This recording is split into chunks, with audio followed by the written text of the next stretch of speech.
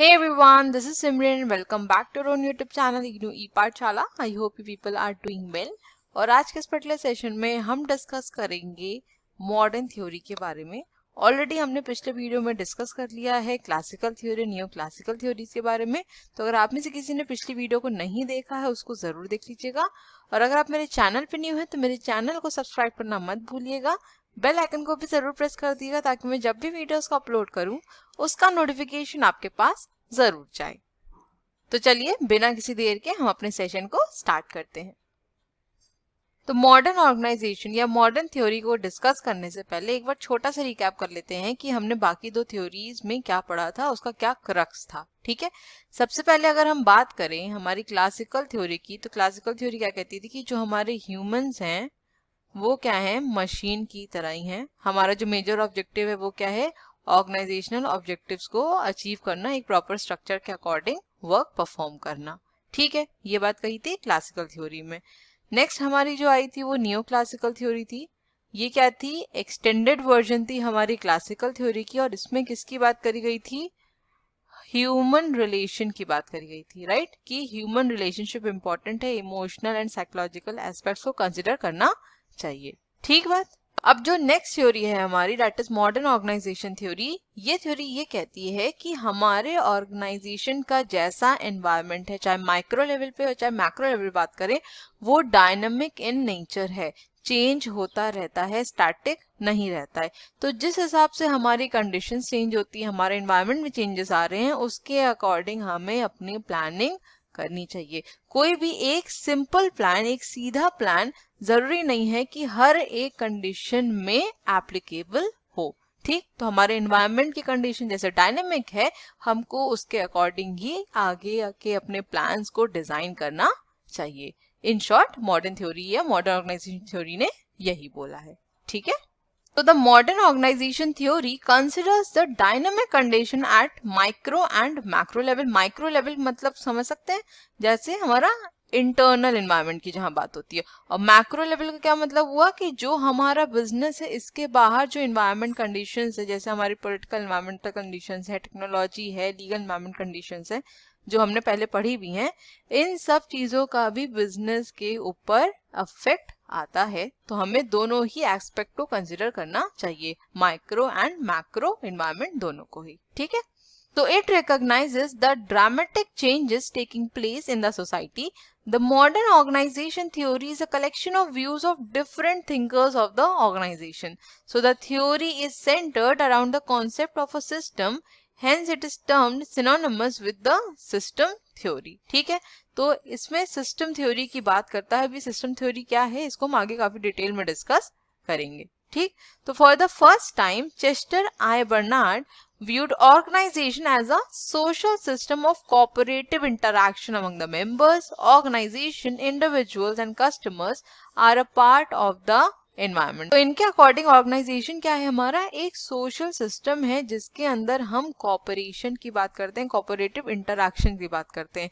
अब ये इंटरैक्शन किसके बीच में, हमारे मेंबर्स के बीच में, हमारे इंडिविजुअल्स के बीच में, हमारे कस्टमर्स के बीच में, जो भी हमारे एनवायरनमेंट में एक्टिव रोल प्ले करते हैं. ठीक है, subsequently Mary Parker emphasized on the integration of individual and organizational units through system approach. Norbert Wiener, a pioneer in cybernetics, gave a crystal clear views of the organization as a system. Cybernetics का basically मतलब होता है communication का, तो इनका major emphasis किस पे था, कम्युनिकेशन पर. और हमको ये पता भी है कि organisation is all about cooperation and communication, team building, team spirit. Right, तो यहाँ पर भी यही चीज बोल रहे हैं. Further operational researchers like Churchman etcetera were also among those who considered the system as an interconnected complex of functionally related components. तो यहाँ पर सब लोग यही बात कर रहे हैं कि एक प्रॉपर सिस्टम की तरह काम करता है, सिस्टम की तरह कंसिडर किया जाता है. तो in the words of W.G. Scott, the distinctive qualities of modern organization theory are its conceptual analytical base, its reliance on empirical research data and above all its integrating nature. ठीक है, तो जो organisation है वो integrating nature के लिए obviously जाना जाता है। एक प्रॉपर इंटीग्रेशन होना चाहिए, कॉपरेशन होना चाहिए। So these qualities are framed in a philosophy which accepts the premise that the only meaningful way to study organization is to study it as a system। ठीक है, तो यहाँ पर भी यही चीज बोल रहे हैं कि ऑर्गेनाइजेशन को हमें एक सिस्टम की तरह स्टडी करना चाहिए। अब ये सिस्टम क्या है इसको अब हम आगे समझेंगे। तो आपकी जो मॉडर्न थ्योरी है उसको दो अप्रोचेस में यहाँ पर डिवाइड किया गया है। एक है आपकी सिस्टम अप्रोच और दूसरी है हमारी कंटिजेंसी अप्रोच। ठीक, तो सबसे पहले समझ लेते हैं कि सिस्टम अप्रोच क्या होती है। So system approach studies the organization in totality. ठीक, सिस्टम अप्रोच क्या कहती है, जो हमारा ऑर्गेनाइजेशन है उसको हम इन टोटल कंसिडर करते हैं।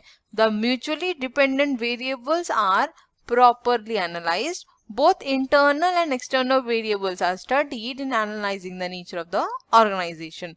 Though this theory passes a much higher conceptual level as compared to the earlier theories, but different writers have given varied views of the system.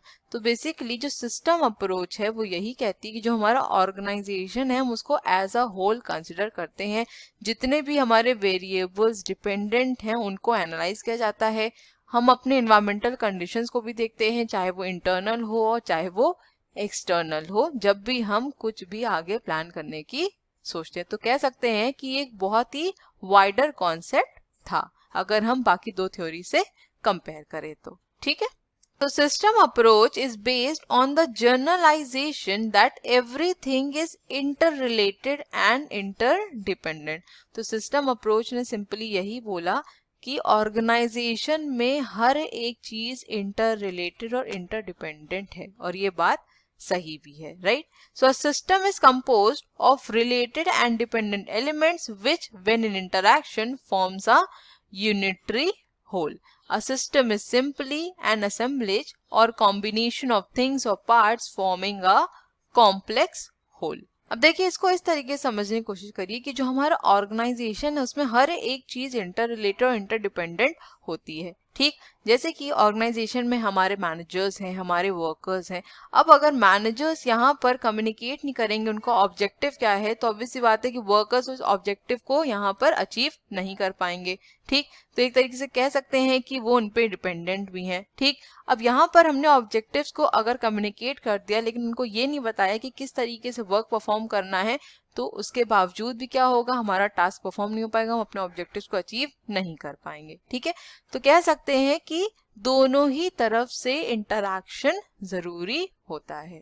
ठीक, so organization as a system can well understood by identifying various subsystems within it। ठीक है, ये इसका keyword है। System approach की जब भी बात होगी सब सिस्टम वर्ड याद रखिएगा।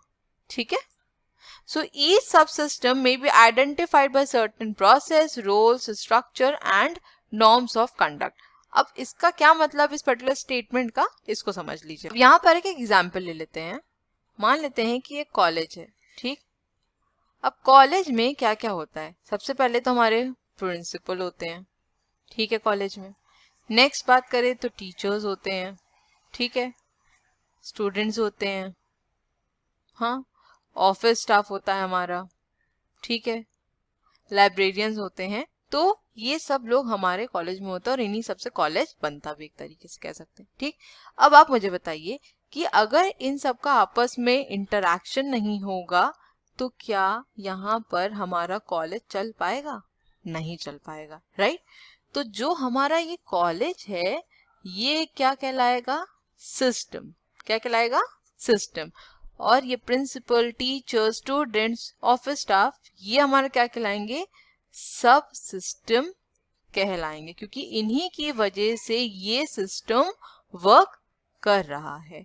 ठीक है, अब इन सब सिस्टम के अपने कुछ रोल्स होंगे, अपने कुछ स्ट्रक्चर होंगे, अपने कुछ नॉर्म्स ऑफ कंडक्ट होंगे, राइट। अब जो प्रिंसिपल है उनका जो जॉब रोल है वो अलग रहेगा, वो अलग तरीके से अपने काम को परफॉर्म करेंगे। जो टीचर्स हैं उनका यहाँ पर अलग रोल रहता है, अलग प्रोसेस होता है। ठीक है, स्टूडेंट्स का अलग रोल होता है। स्टूडेंट्स का क्या रोल रहता है कि उनको एजुकेशन चाहिए, वो एजुकेशन लेने जाते हैं। टीचर्स का क्या रोल रहता है कि उन्हें एजुकेशन इम्पार्ट करनी है। अब अगर स्टूडेंट्स और टीचर्स के बीच में इंटरेक्शन ही नहीं होगा तो क्या ये हमारा सिस्टम प्रॉपरली वर्क करेगा? ऑब्वियस सी बात है, नहीं करेगा। ठीक है, तो यहाँ पर यही चीज बोल रहा था दैट ईच सब सिस्टम में be identified by certain process, roles, structures and norms of conduct. ठीक है, आई होप इस एग्जाम्पल से आपको क्लियर हो गया होगा। दूसरा एग्जाम्पल देख लें कि एक स्कूटर है। ये क्या हो गया? स्कूटर हमारा एक सिस्टम विच हैज मेनी सब systems in the form of engine, shaft, gear, wheels, body etcetera. Obviously बात है कि स्कूटर हमारा अगर सिस्टम है तो उसके अंदर जो भी पार्ट्स लगे हैं वो क्या होंगे? उसके सब सिस्टम होंगे, और इन सब सिस्टम के बिना हमारा स्कूटर वर्क नहीं करेगा।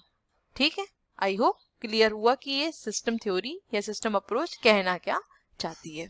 तो अभी हमने ये डिस्कस किया कि जो सिस्टम अप्रोच है वो किसकी बात करती है? स्ट्रक्चर की बात करती है, कह सकते हैं टोटलिटी की बात करती है। तो इसके अंदर एक प्रॉपर स्ट्रक्चर फॉलो किया जाता है। अभी स्ट्रक्चर क्या है?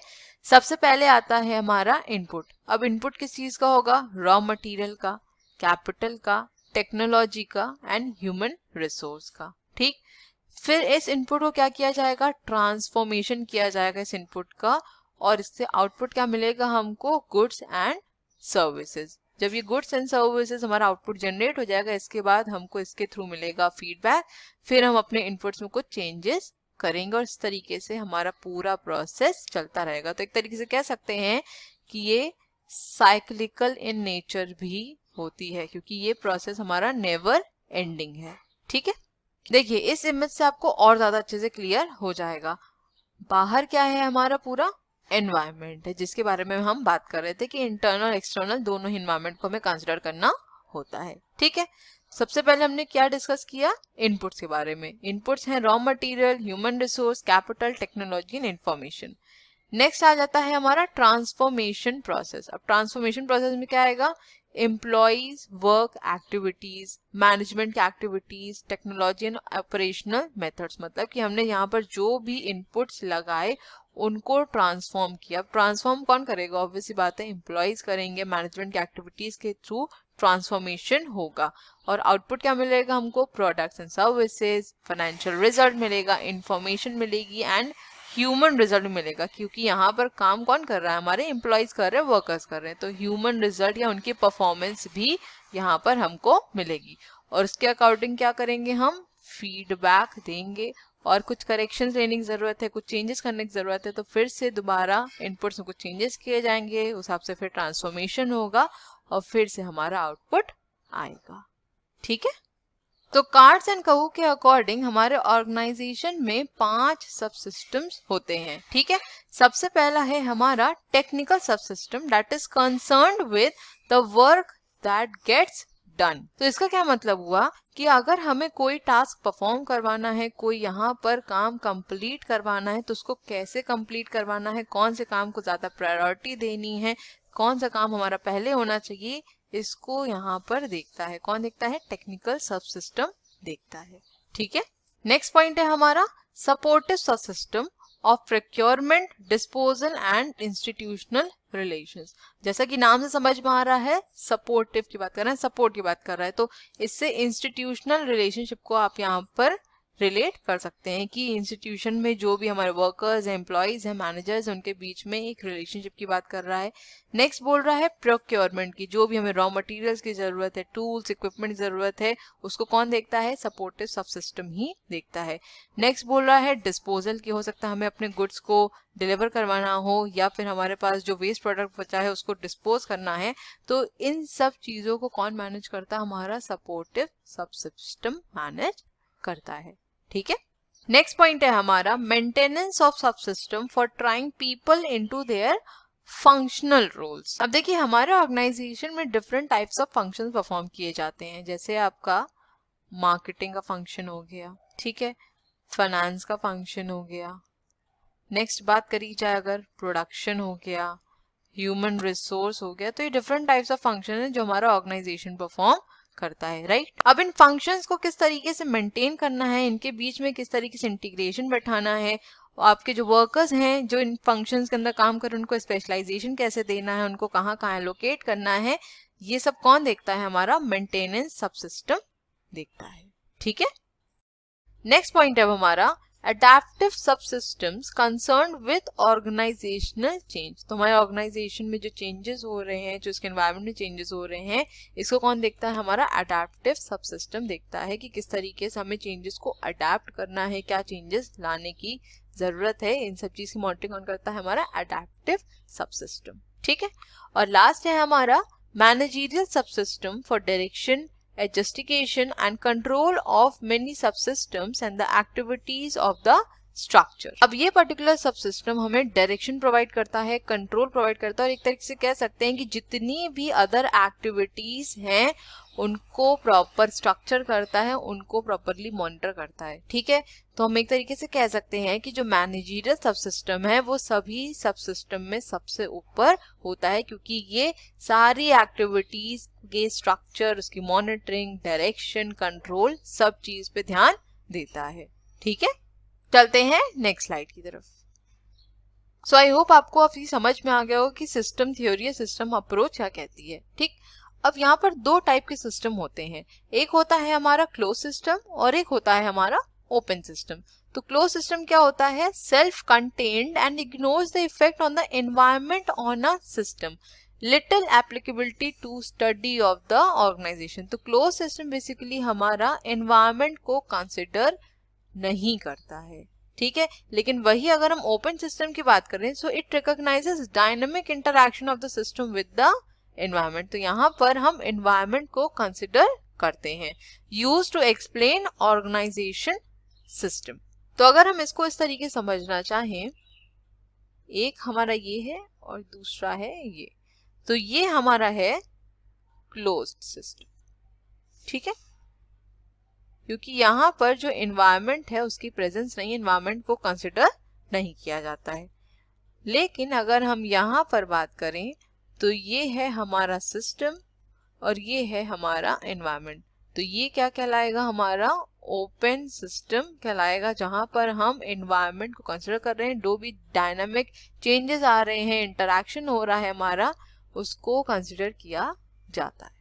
ठीक है, अब नेक्स्ट डिस्कस कर लेते हैं फीचर्स ऑफ सिस्टम अप्रोच। सबसे पहला फीचर है a system consist of interacting elements. तो अभी हम शुरू से ही पढ़ते आ रहे हैं कि जो सिस्टम अप्रोच है हमारी किसकी बात करती है? इंटर रिलेशनशिप की बात करती है, इंटर डिपेंडेंसी की बात करती है। ठीक है, so it is set of interrelated and interdependent parts arranged in a manner that produces a unified whole.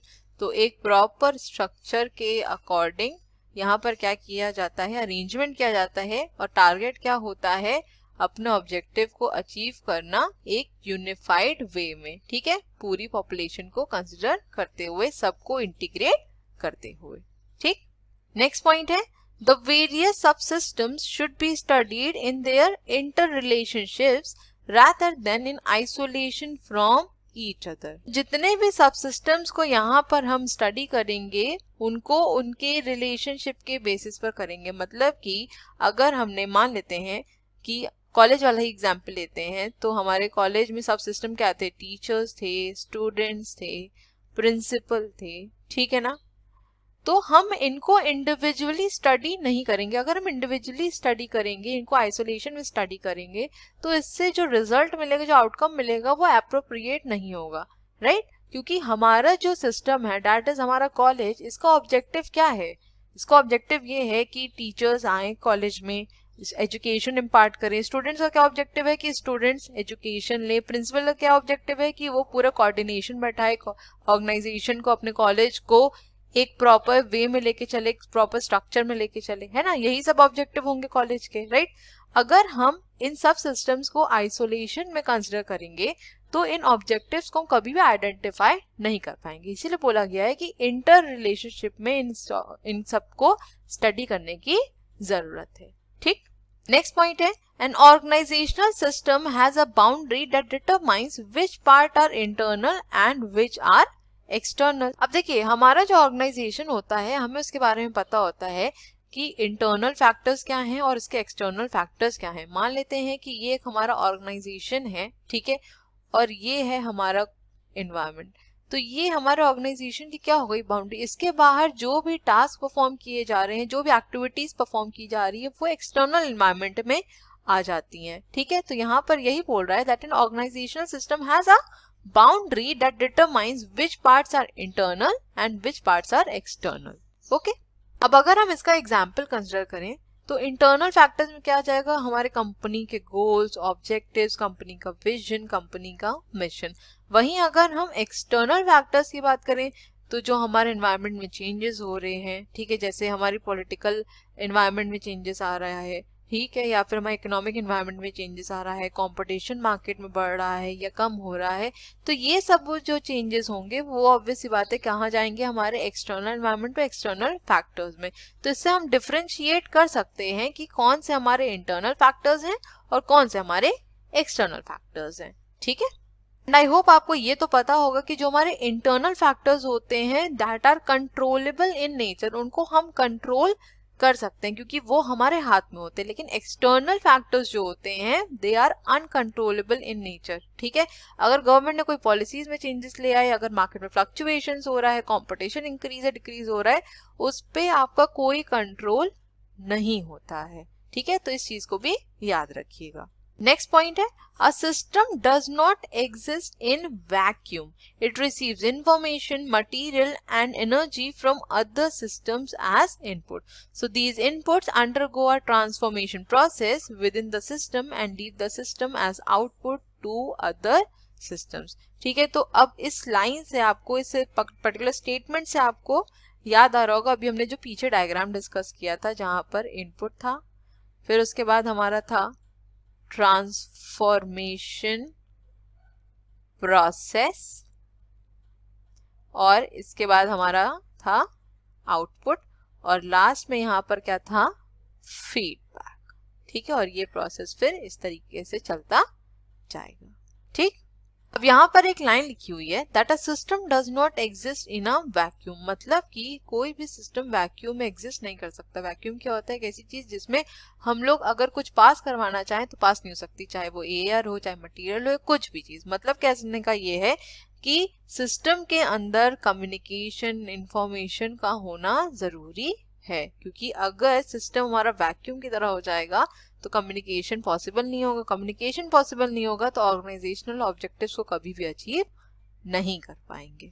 ठीक है, नेक्स्ट डिस्कस कर लेते हैं advantages of system approach.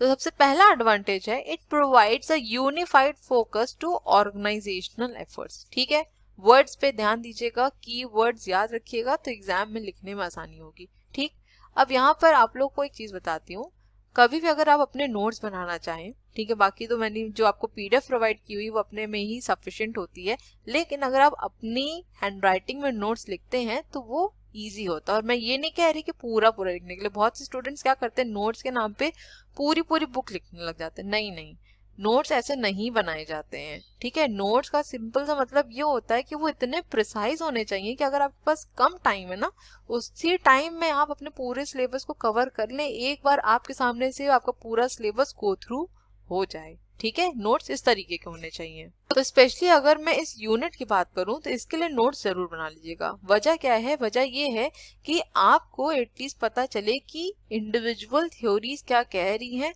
Theories में क्या डिफरेंस है, पहली जो थ्योरी आई दूसरी थ्योरी क्यों लाने जरूरत पड़ी, उसकी शॉर्टकमिंग्स क्या थी, क्यों उसको क्रिटिसाइज किया गया, ये सब के पॉइंट्स बना लीजिए तो आपको याद रखने में भी आसानी होगी, एग्जाम में कंफ्यूजन नहीं होगा।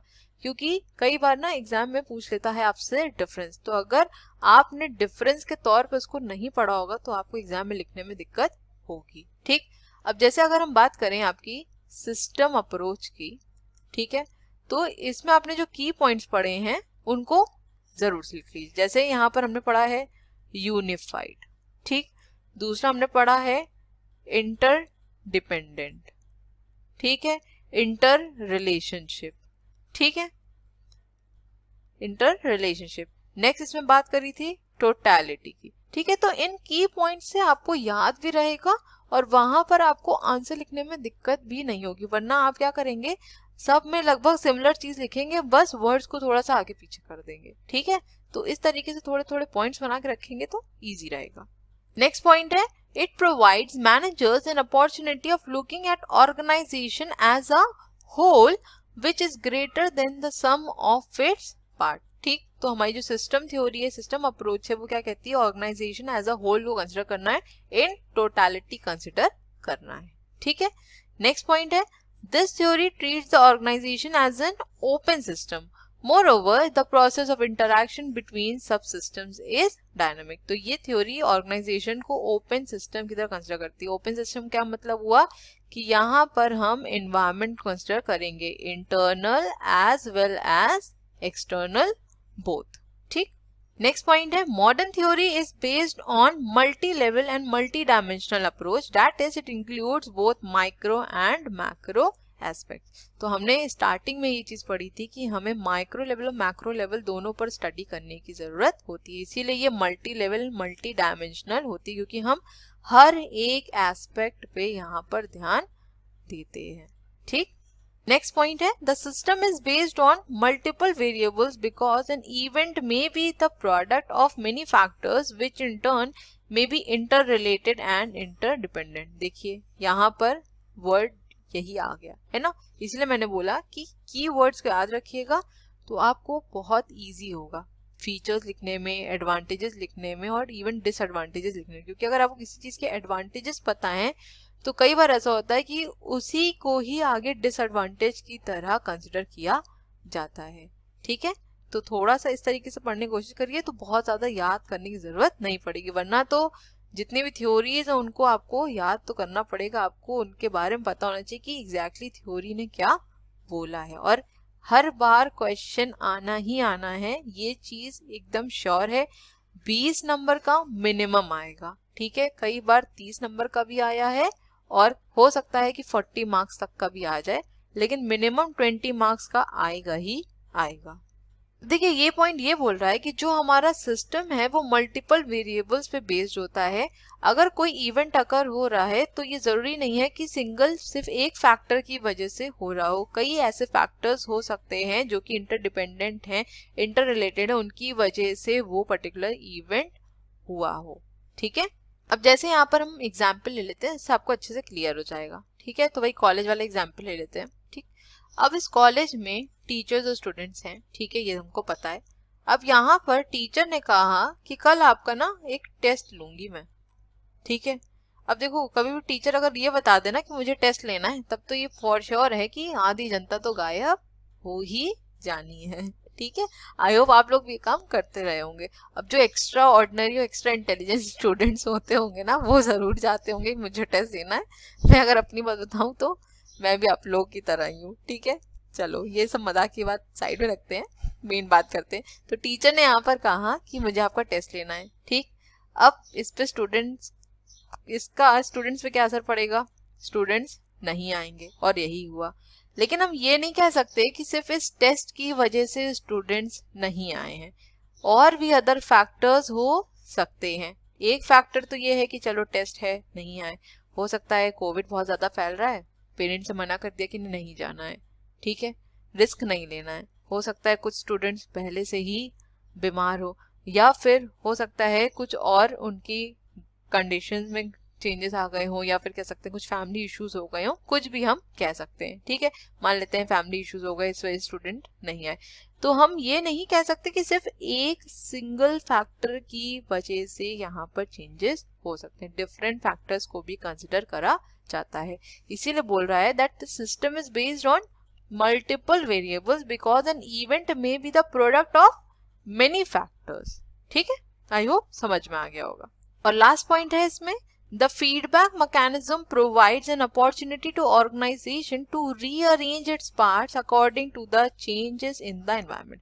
देखिए जब मैंने आपको वो डायग्राम बताया था, ये वाला इनपुट, ट्रांसफॉर्मेशन, आउटपुट, और इसके बाद हमने यहाँ पर पढ़ा था फीडबैक, राइट.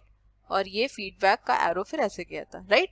तो यहाँ पर यही बोल रहा है that feedback mechanism provides an opportunity to organization to rearrange its parts, है ना. अगर ये ऑप्शन हमारा यहाँ पे है फीडबैक का, इसका मतलब क्या है कि हमको यहाँ फीडबैक मिलेगा, इसके बाद हमें कुछ चेंजेस करने की जरूरत पड़ेगी, तो हम चेंजेस कर सकते हैं, चीजों को क्या कर सकते हैं, रीअरेंज कर सकते हैं और उसके बाद फिर से उसको ट्रांसफॉर्म करके आउटपुट जनरेट कर सकते हैं। इसलिए मैंने बताया था कि ये हमारा साइक्लिकल प्रोसेस होता है।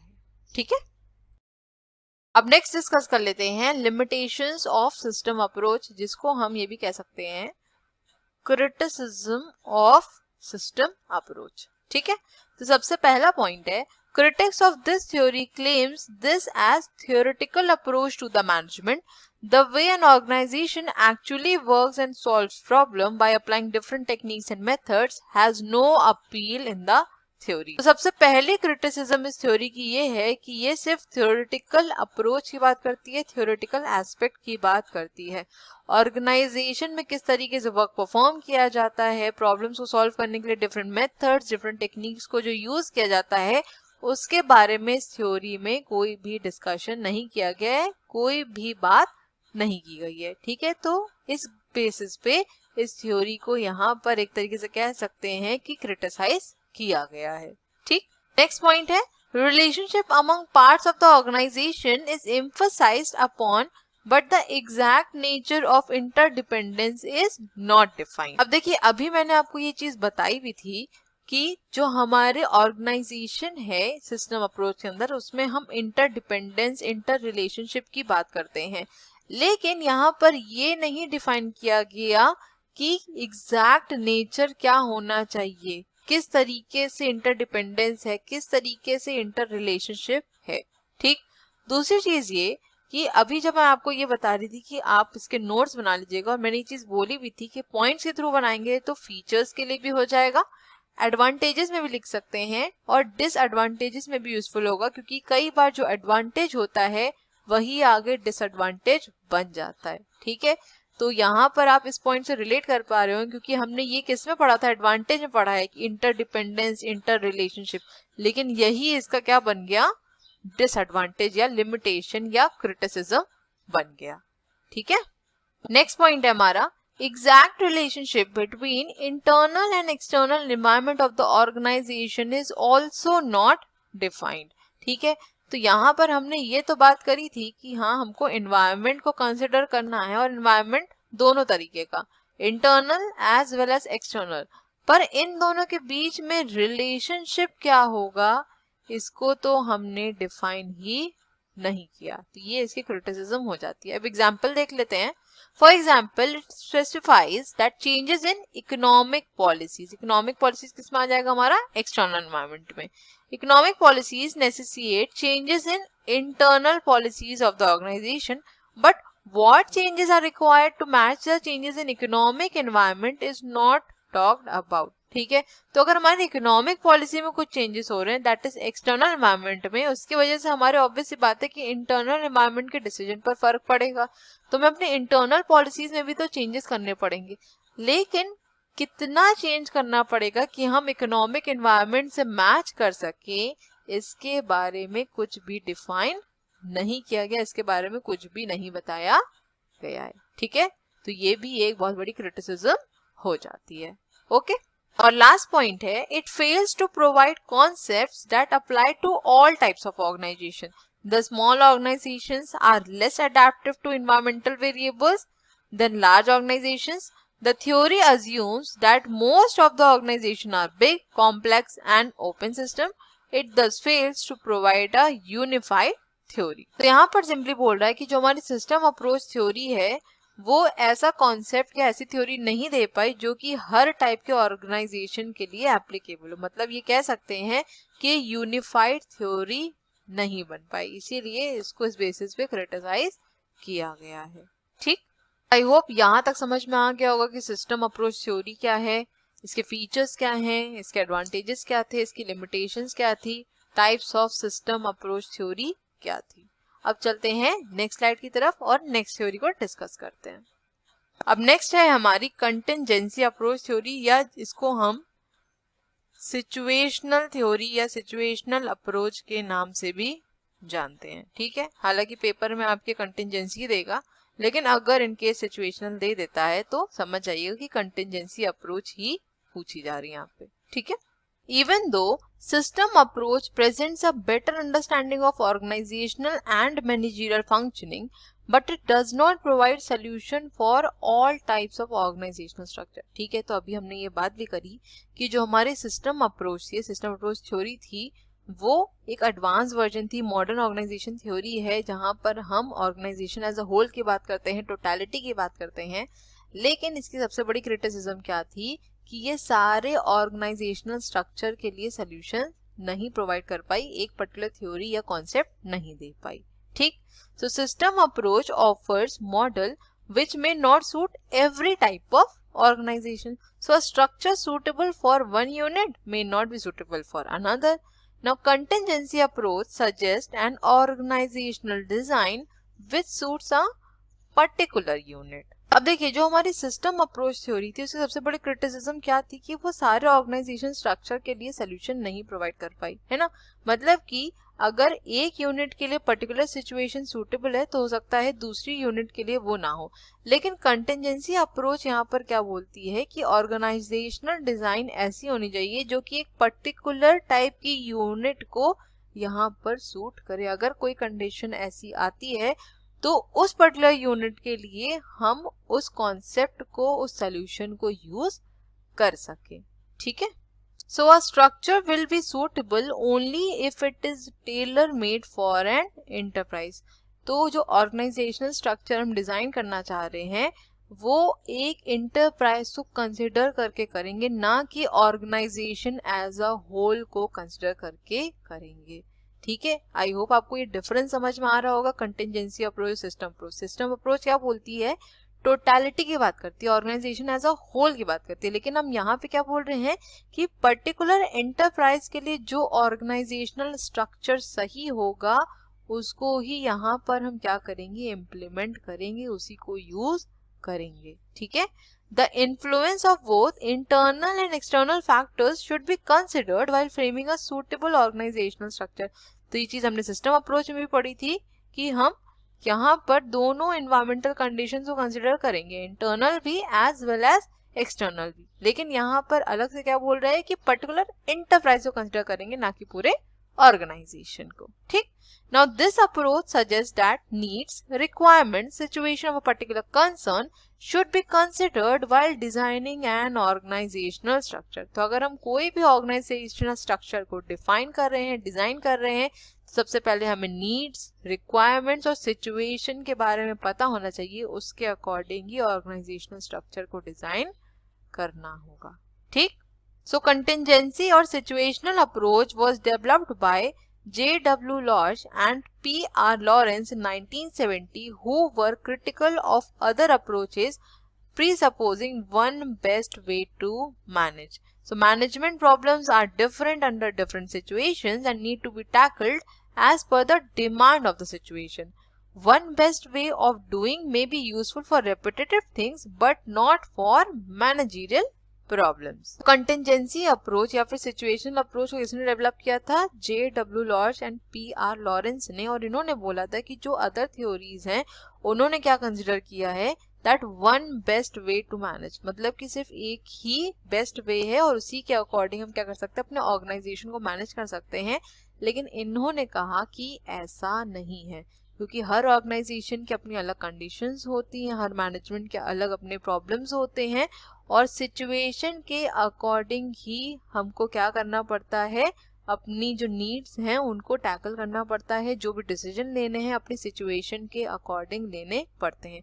तो हम ये नहीं कह सकते कि सिर्फ एक ही बेस्ट वे है जिसके थ्रू ऑर्गेनाइजेशन को यहाँ पर डिजाइन किया जा सकता है या फिर उसकी प्रॉब्लम्स का सोल्यूशन निकाला जा सकता है।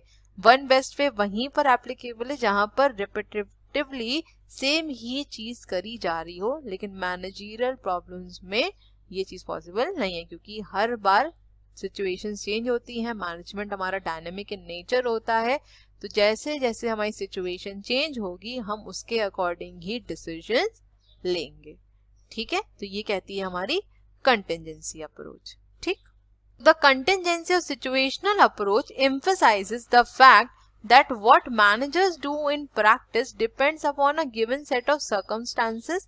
Now this approach not only takes into account given situation but also the influence of a given solution on the behavior pattern of an enterprise. So as per this approach, managers should develop variable methods, tools or action plans as per the specific situation or contingencies as they develop. देखिए यहाँ पे क्या बोल रहा है कि जो contingency approach है, कंटिंजेंसी थ्योरी है हमारी, ये सिचुएशन बेस्ड होती है, ठीक है, तभी इसको नाम ही दिया गया है सिचुएशनल अप्रोच। हमें सिचुएशन के अकॉर्डिंग यहाँ पर डिसीजन लेने होते हैं, ठीक। अब सिचुएशन के अकॉर्डिंग अगर हमें कुछ डिसीजन लेना है तो हमें अदर एस्पेक्ट्स को भी कंसिडर करना पड़ता है, ठीक है। Now this approach not only takes into account given situation but also the influence of given solution on behavior pattern of the enterprise। मतलब कि अगर मान लेते हैं कि हमारे ऑर्गेनाइजेशन में कोई पर्टिकुलर सिचुएशन हो जाती है, कोई सिचुएशन है, हम सिर्फ ये नहीं देखेंगे इसका सल्यूशन क्या है, ये भी देखेंगे कि उस सल्यूशन का क्या अफेक्ट पड़ेगा हमारे एंटरप्राइज के ऊपर, इसको भी क्या करेंगे, मैनेजर्स एनालाइज करेंगे, ठीक है। So the type of motivation, communication system, type of leadership in an organization will depend upon the circumstances prevailing in different enterprise at different times. Changes in organization have to be made to face the contingencies that crop up from time to time. A manager should study to find out the method that fits into the situation and helps in the precise realization of goals of the enterprise। ठीक है, तो बार बार यहाँ पर वही चीज बोल रहा है कि सिचुएशन के अकॉर्डिंग डिसीजन लेना है, सिचुएशन के अकॉर्डिंग हमें यहाँ पर मेथड्स यूज करना है, टूल्स को यूज करना है, एक्शन प्लान्स को इम्प्लीमेंट करना है। अब देखिए यहाँ पर एक लाइन लिखी है that the type of motivation, communication system and type of leadership in an organization will depend on the circumstances prevailing in different enterprises. ठीक है, तो हमारे एंटरप्राइजेस में किस टाइप के सर्कमस्टांसेस हैं उसके अकॉर्डिंग ही किस टाइप का मोटिवेशन की ज़रूरत है, किस टाइप की लीडरशिप की ज़रूरत है, उसको उस तरीके से इम्प्लीमेंट किया जाएगा। हो सकता है किसी ऑर्गेनाइजेशन में जो एम्प्लॉयज़ हैं उनको इंसेंटिव्स के थ्रू मोटिवेट किया जाता हो, किसी ऑर्गेनाइजेशन में हो सकता है नॉन इंसेंटिव्स के थ्रू किया जाए। ठीक, टाइप ऑफ लीडरशिप की बात करें तो हो सकता है कि ऑटोक्रेटिक प्रैक्टिस कर सकते हैं, डेमोक्रेटिक प्रैक्टिस कर सकते हैं, लेजिस्लेटिव प्रैक्टिस कर सकते हैं। तो ये डिपेंड करता है कि हमारे ऑर्गेनाइजेशन में कैसी सिचुएशन है, कैसे सर्कमस्टांसेस हैं। ठीक, तो the factors which influence an organization में बी डिस्क्राइब। अब कौन कौन से फैक्टर्स हैं जो हमारे ऑर्गेनाइजेशन इन्फ्लुएंस है? सबसे पहला और इम्पॉर्टेंट फैक्टर हमारा एनवायरमेंट, और एनवायरमेंट में दोनों ही आ जाएंगे, इंटरनल भी और एक्सटर्नल भी। फिर उसके बाद है हमारी जो है टेक्नोलॉजी, टेक्नोलॉजी का भी काफ़ी ज़्यादा इफेक्ट पड़ता है हमारे ऑर्गेनाइजेशन पे। साइज ऑफ ऑपरेशन, जो हमारा वर्किंग एरिया है, जहाँ पर हम काम कर रहे हैं, जिस पर्टिकुलर चीज़ पे काम कर रहे हैं, ठीक है। और लास्ट है पीपल, हमारे एम्प्लॉयज, हमारे वर्कर्स, हमारे सबऑर्डिनेट्स, हमारे मैनेजर्स। ठीक, so these factors greatly influence the decision for selection of an appropriate organization for an enterprise. ठीक है, आई होप यहाँ तक क्लियर हो गया होगा। और अगर सेशन अच्छा लग रहा है तो प्लीज लाइक जरूर कर दीजिएगा। और यहाँ पर एक बात बता दूं कि ये सेशन आपका थोड़ा सा बड़ा होगा, ठीक है, वीडियो आपकी थोड़ी सी लेंथी हो जाएगी क्योंकि पूरी थ्योरी यहाँ पर हम डिस्कस करेंगे। कोशिश यही करूंगी कि इस पर्टिकुलर वीडियो में आपकी यूनिट 2 कंप्लीट भी हो जाए। ठीक है, अब देखिए कई बार क्या होता है कि अगर हमने कोई पर्टिकुलर मेथड एक सिचुएशन में यूज किया है तो हो सकता है वो सिचुएशन के लिए सूटेबल रहा हो और वहां से हमको पॉजिटिव रिस्पांस मिला हो, पॉजिटिव फीडबैक मिला हो, ठीक, पॉजिटिव रिजल्ट मिला हो। लेकिन वही मेथड अगर हम किसी दूसरी सिचुएशन में इम्प्लीमेंट करते हैं तो जरूरी नहीं है हमें पॉजिटिव रिजल्ट मिले।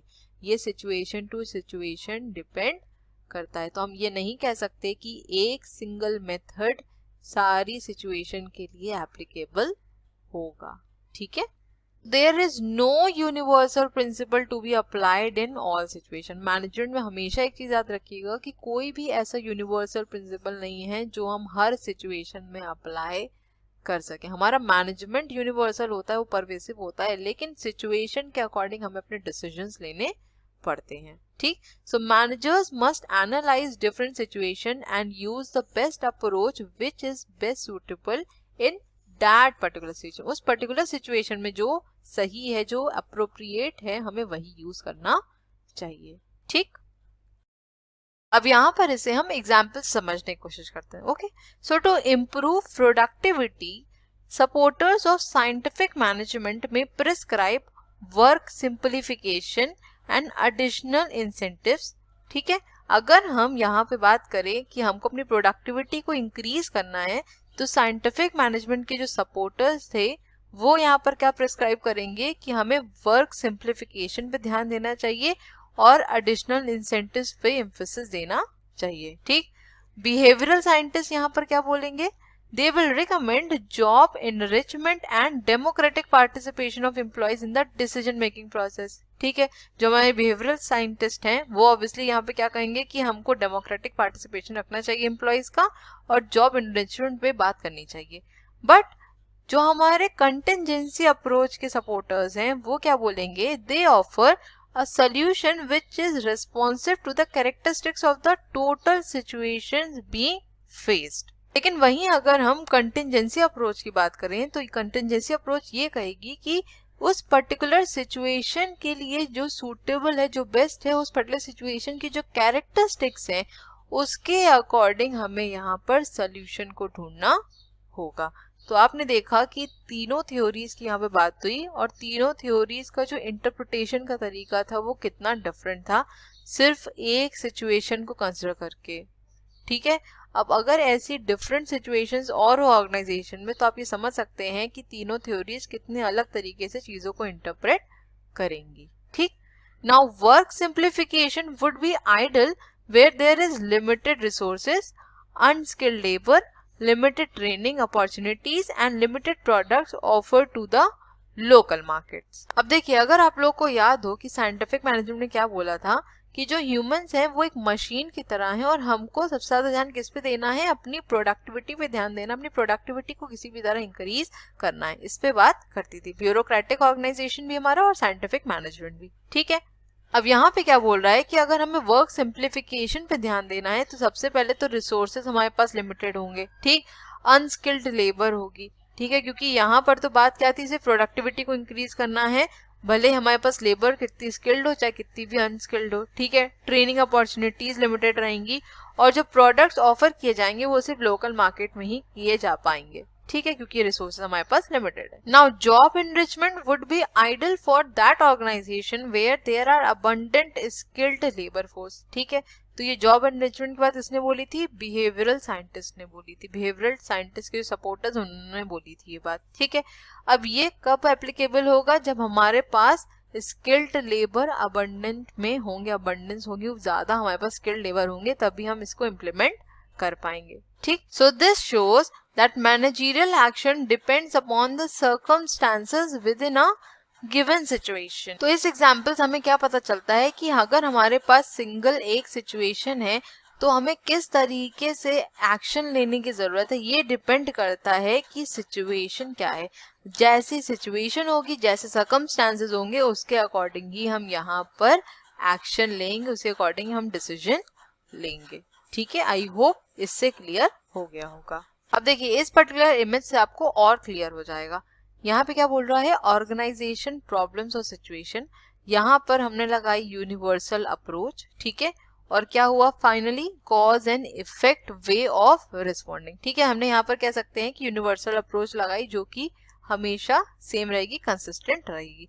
लेकिन कंटिजेंसी अप्रोच की अगर हम बात करें तो यहाँ पर ऑर्गेनाइजेशनल प्रॉब्लम्स हैं, उसके बाद क्या किया जाता है, evaluate in terms of the situation which then suggest. ठीक है, तो हम सिचुएशन के बेस पे यहाँ पे क्या करते हैं, अप्रोचेस मेथड्स को लगाने की कोशिश करते हैं। जो भी एक्शन लेना है वो सिचुएशन के अकॉर्डिंग लिया जाता है। ठीक, और लास्ट में क्या होता है, कंटिजेंट वेज ऑफ रिस्पॉन्डिंग। यहाँ पर क्या था, कॉज एंड इफेक्ट वे। ठीक, लेकिन यहाँ क्या है, कंटिजेंट वेज है, क्योंकि हमने पर्टिकुलर सिचुएशन के अकॉर्डिंग यहाँ पर डिसीजन लिया है, ना कि यूनिवर्सल अप्रोच की तरह जहां पर कुछ भी कंडीशन हो, जैसी भी हो, सेम ही चीजों को इम्प्लीमेंट करना है। तो ये डिफरेंस होता है हमारी यूनिवर्सल अप्रोच में और कंटिजेंसी अप्रोच में। कंटिजेंसी का क्या मतलब होता है, सिचुएशन बेस्ड। इससे ही याद रखेंगे तो आपको आराम से क्लियर रहेगा कि क्या लिखना है।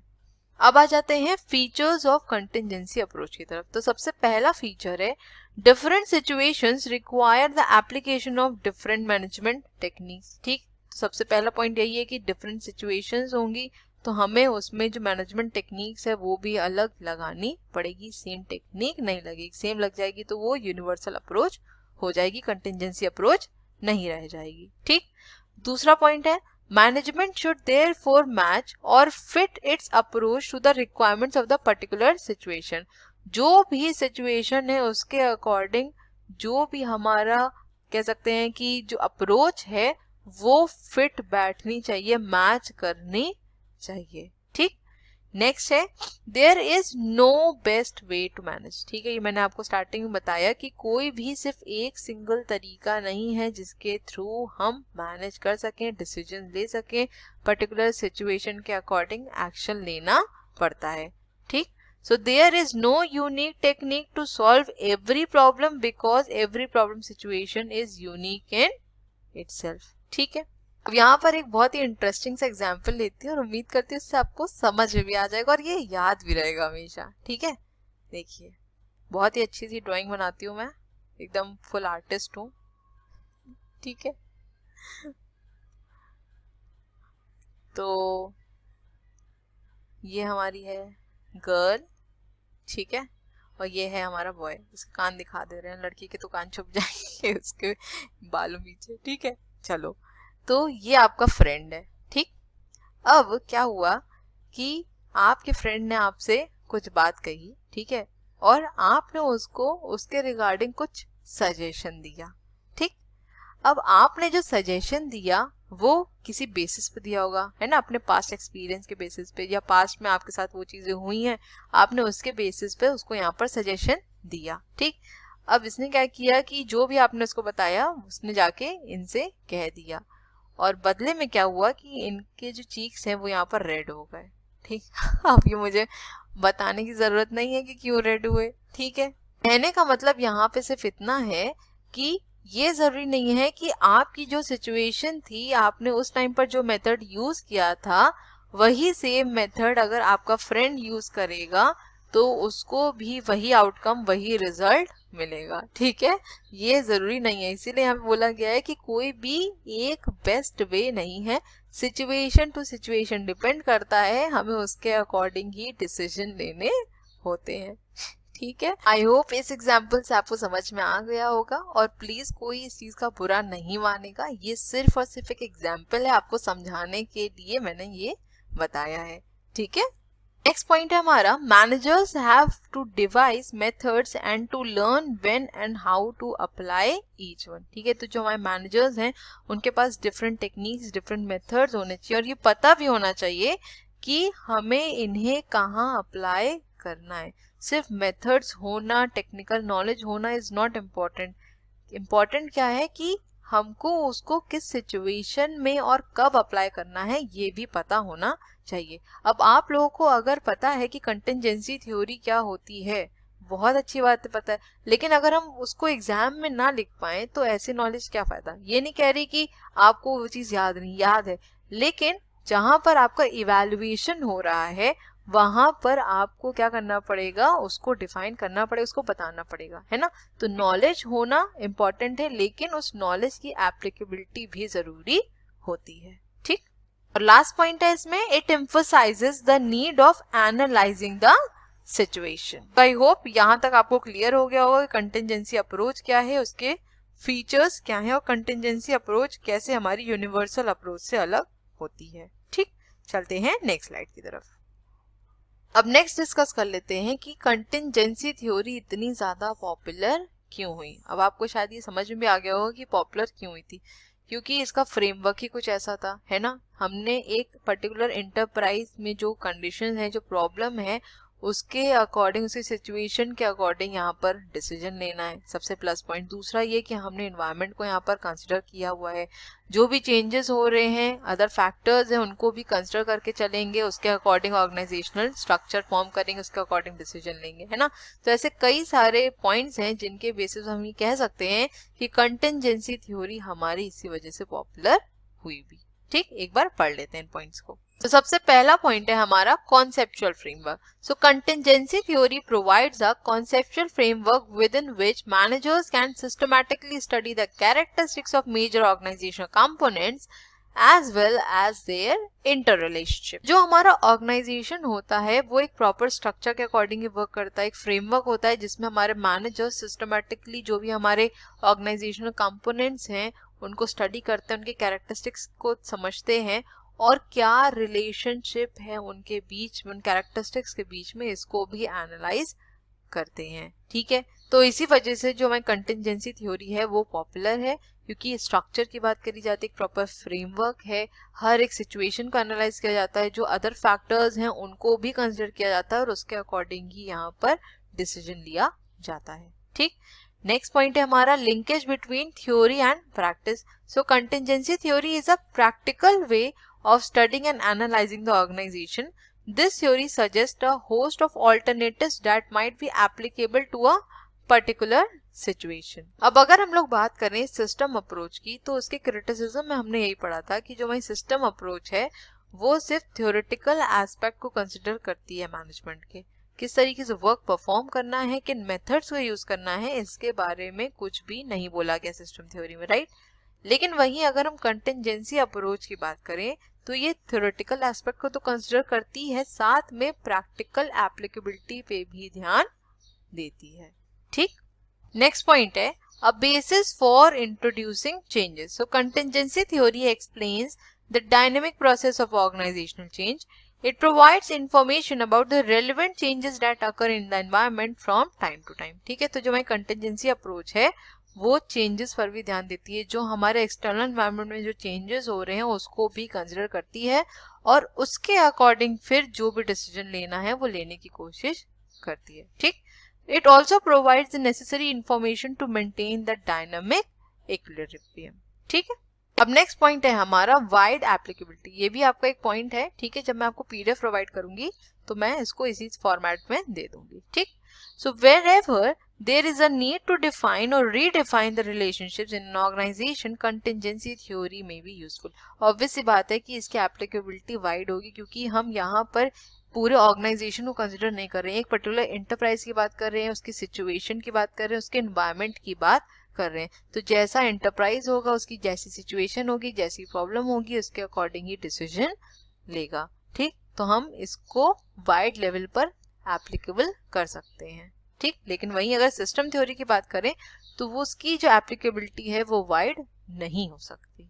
ठीक है, लास्ट पॉइंट है इसमें new microphage. So contingency approach is called by Scott and Mitchell as new microphage in the management.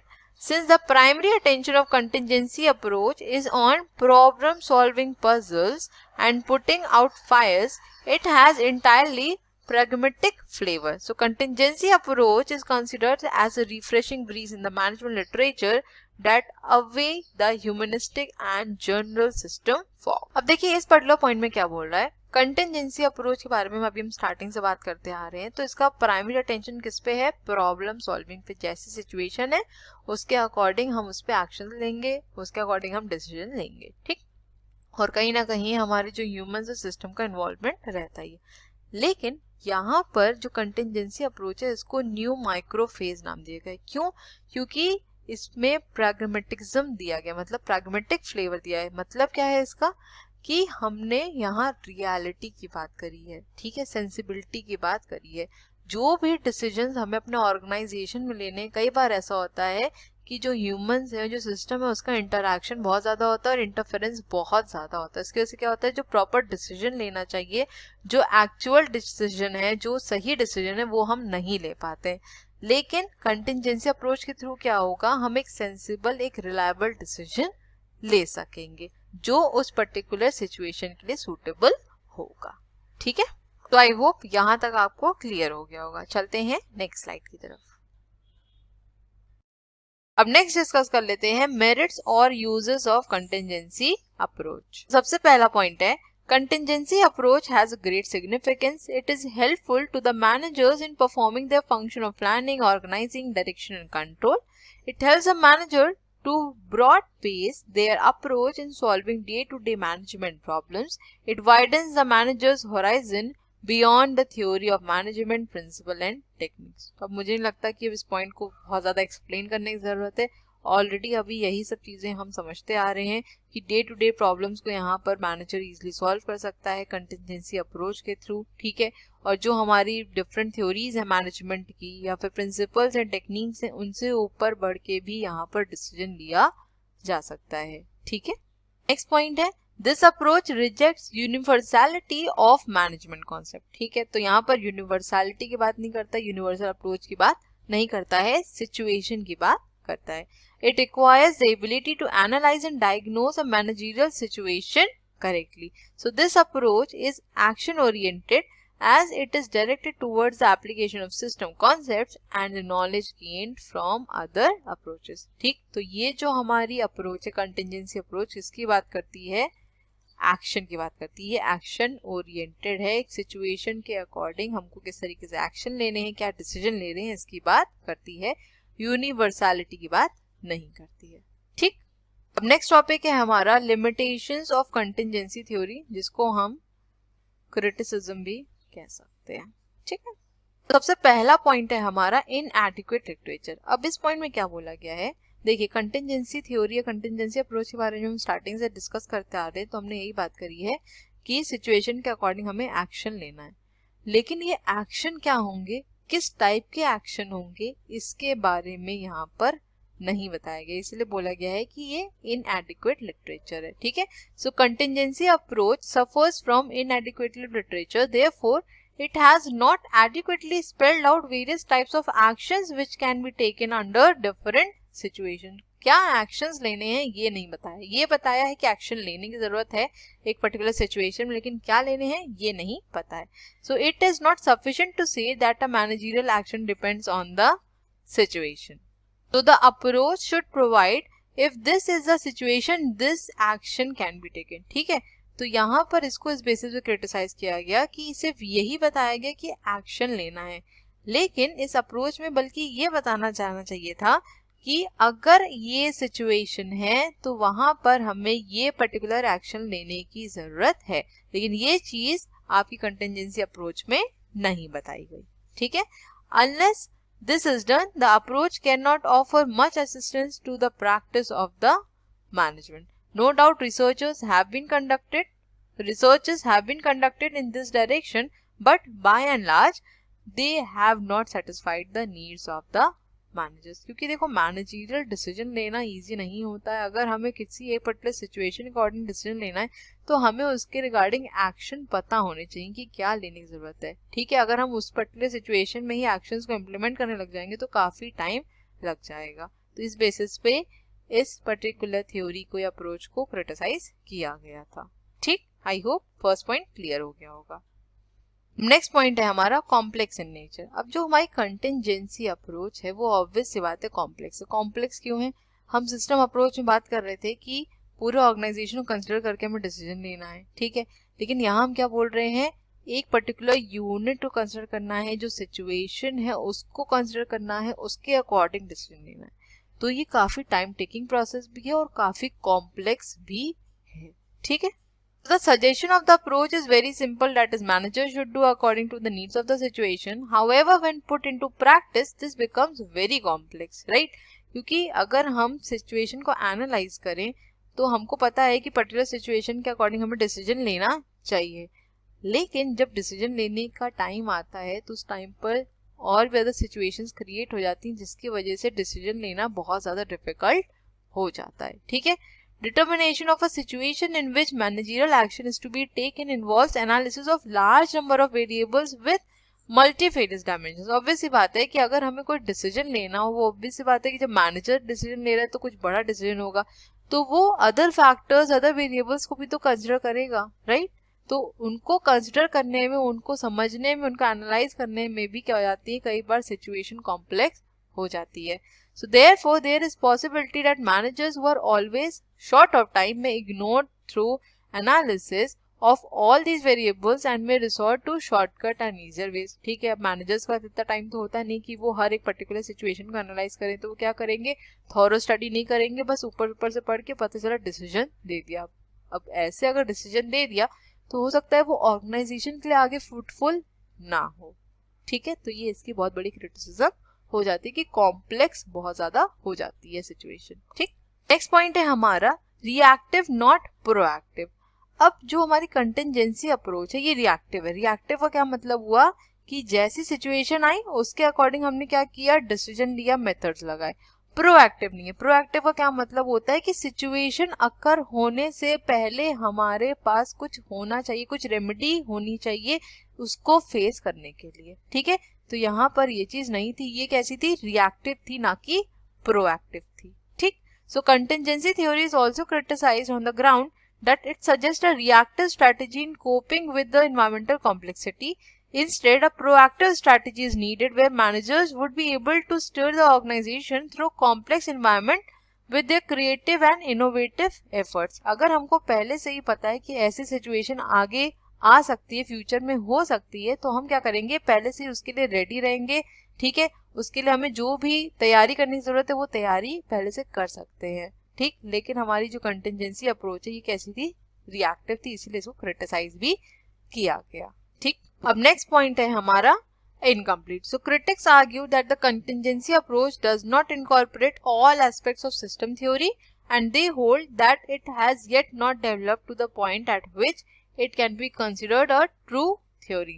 Further, the goal of integrating functional, quantitative, behavioral and system approaches in the form of contingency model may prove to be too difficult to realize because of the incomplete development of the earlier approaches. अब देखिए यहाँ पर simply कहने का मतलब ये है कि हमने इससे पहले जो भी थ्योरीज पढ़ी हैं, आपकी bureaucratic organization, scientific management, administrative theory, next हमने फिर बिहेवियरल थ्योरी के बारे में पढ़ा था जो कि हाथरॉन एक्सपेरिमेंट था। ठीक है, तो इन सब थ्योरी को हमने जब पढ़ा तो इसके कुछ एडवांटेजेस भी थे और इसके कुछ क्रिटिसिज्म भी थे, कुछ बेसिस पे इसको क्रिटिसाइज भी करा गया था इन थ्योरीज को। तो जब हमारे पास जो बेस है वो ही स्ट्रॉन्ग नहीं है तो जो हमारे पास आगे इंफॉर्मेशन आएगी वो भी तो ऑब्वियस सी बात है कि इनकम्प्लीट होगी। तो जो पहले के अप्रोचेस हैं उनके अंदर ही इतनी शॉर्टकमिंग्स है जिसकी वजह से क्या है कि जो हमारा डेवलपमेंट होना चाहिए था हमारी थ्योरी के बेसिस पे वो डेवलपमेंट नहीं हो पाया, इसीलिए कंटिंजेंसी अप्रोच को इनकम्प्लीट माना गया है। ठीक, इस लाइन को दोबारा पढ़िए। The goal of integrating functional, quantitative, behavioral and system approaches in the form of contingency model may prove to be difficult to realize because of the incomplete development of the earlier approaches. ठीक है ना, तो जब पहले की ही approaches में इतनी ज्यादा शॉर्टकमिंग्स हैं, उसको इतना ज्यादा क्रिटिसाइज किया गया है, तो ऑब्वियस सी बात है जो आगे की अप्रोच है जो उसी पे बेस्ड है वो इनकम्प्लीट ही होगी। ठीक, आई होप यहाँ तक क्लियर हो गया है, और अगर सेशन अच्छा लग रहा है तो प्लीज लाइक जरूर कर दीजिएगा। अब नेक्स्ट डिस्कस कर लेते हैं सिस्टम थ्योरी और कंटिंजेंसी थ्योरी के बीच में डिफरेंस, और इम्पोर्टेंट है। ठीक है, इससे पहले हमने नियो क्लासिकल क्लासिकल का भी डिफरेंस पढ़ा था, वो भी काफी इंपॉर्टेंट है और इसका भी डिफरेंस जरूर से पढ़ लीजिएगा। ठीक, सबसे पहले अगर हम बात करें इसकी डेफिनेशन की, so system theory is a theory that focuses on the internal environment and the subsystem of the organization. ठीक है, तो जो सिस्टम थ्योरी है वो किसकी बात करती है, तो सिर्फ इंटरनल एनवायरनमेंट की और सब सिस्टम की। मैंने आपको जो की पॉइंट बताया तो उनको याद रखिएगा, उससे आपको एग्जामिनेशन में हेल्प मिलेगी। ठीक, अगर नेक्स्ट बात करें हम कंटिंजेंसी थ्योरी की, तो contingency theory is a theory that acts as an addition to the system theory. ठीक है, as it considers the relationship between organization and external environment. यहाँ पर किसके बारे में बात हो रही थी, इंटरनल एनवायरनमेंट और सब सिस्टम की, और यहाँ ऑर्गेनाइजेशन और एक्सटर्नल एनवायरनमेंट के बारे में बात हो रही है। ठीक है, नेक्स्ट पॉइंट है हमारा फोकस। तो सिस्टम थ्योरी में फोकस किस पे था, इंटर रिलेशनशिप्स पे था, लेकिन कंटिंजेंसी थ्योरी पे सिचुएशनल वेरिएबल्स पे। ठीक, नेक्स्ट है स्ट्रक्चर। सिस्टम थ्योरी का स्ट्रक्चर कैसा है, open system view of organization, है ना। हमने इसके फीचर्स में बात करी थी कि जो हमारी सिस्टम थ्योरी है वो ओपन सिस्टम होती है, लेकिन वहीं अगर हम कंटिंजेंसी थ्योरी की बात करें तो ये क्या है, एनवायरमेंटल डिटर्मिनेंट्स ऑफ ऑर्गेनाइजेशन। यहाँ पर हम एनवायरमेंट को कंसिडर करते हैं, अपने एक्सटर्नल इंटरनल दोनों को ही, मेजर फोकस एक्सटर्नल एनवायरमेंट पे रहता है। ठीक, नेक्स्ट पॉइंट है हमारा मीन्स। तो सिस्टम थ्योरी में क्या है, कॉन्सेप्चुअल स्किल्स की बात होती है, लेकिन कंटिंजेंसी थ्योरी में एनवायरमेंटल स्कैनिंग, हम एनवायरमेंट को स्कैन करते हैं, एनवायरमेंटल कंडीशंस को देखते हैं, उसके अकॉर्डिंग डिसीजन लेने की कोशिश करते हैं। ठीक है ना। नेक्स्ट पॉइंट है हमारा results. So system theory as well as design और कंटिजेंसी में क्या बोल रहा है, डायनेमिक मैनेजमेंट स्टाइल।